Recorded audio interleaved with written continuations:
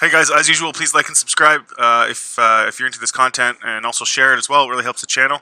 And let's get into this. So, I was thinking about all these new shows. You know, Disney's doing all these new shows, and so many of them are in this era leading up to the sequel trilogy. And it does seem pretty obvious to many of us that this is sort of going to be their way of explaining some of the major plot holes and some of the things we just that we don't understand. I mean, I don't care how they explain Palpatine coming back. I'm never going to like it, but I think they're going to try and explain some of that stuff using these shows. I'm nervous about what they're going to do with these shows.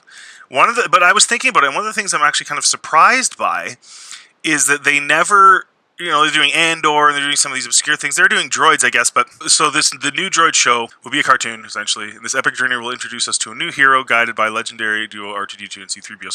So the droid show is about a specific time and place.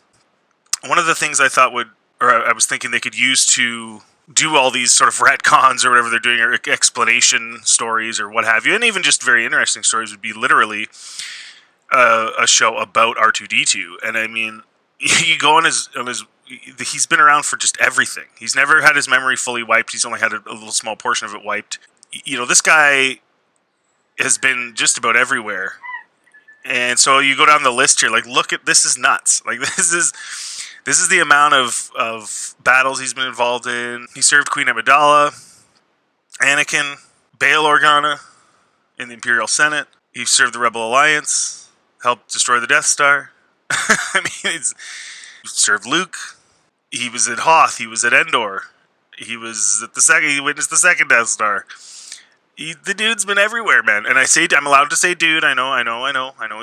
But he is a masculine program.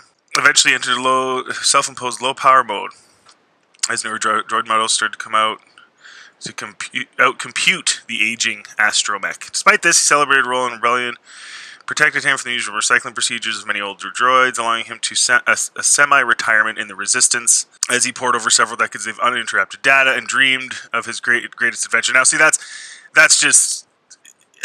Now, this is a sidebar, but that's what was very disappointing in the sequel trilogy, is he was basically just sat around and did nothing, and was replaced with BB-8. And in my remake, BB-8's not even in it. What do you need him for? So I thought that sucked, that they did that to him, and they kind of relegated him. He just basically sat in the base and didn't really do anything. Following his reawakening after Battle of Starkiller Base, R2 went on to accompany the Force-sensitive scavenger Rey on her journey to train under Luke Skywalker on Ahch-To, where the droid was reunited with his old master. Continued to aid the Resistance alongside his longtime counterpart C-3PO, culminating in a decisive victory at Exegol. But you look at this. Look at the amount of stuff this guy's been involved in. It's insane.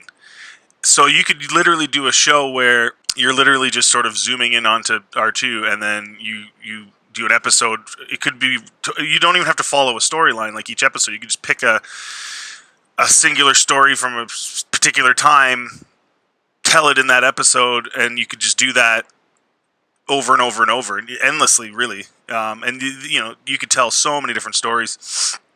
But I mean, I'm not going to keep going through. Like, look at the length. I think R2D2 probably has the longest Wikipedia article. It's pretty nuts.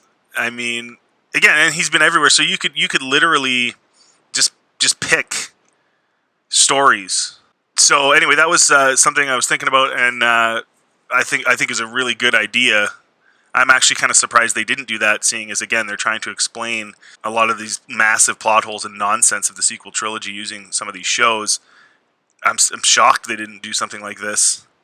Like, look at this. It just goes on and on. Like, it's just endless. Holy smokes. So anyway, like, this character's been around the entire thing. He's again, I was very disappointed in his lack of use in the sequel trilogy, and his just sort of didn't really play much of a role. But man, this guy, look at this. Like, this is nuts. It's just absolutely nuts.